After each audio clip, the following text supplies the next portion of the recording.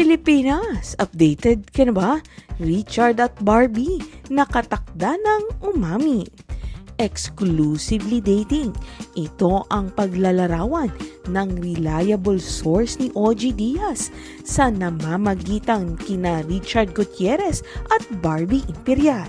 Sa tanong naman kung kailan naamin ng dalawa tungkol sa kanilang relasyon, ay tiniyak din ng source kay OG na in due time.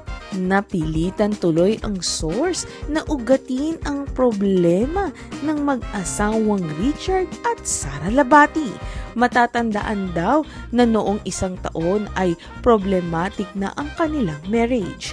Gayunpaman, maayos daw ang kanilang co-parenting setup kina Zion at Kai.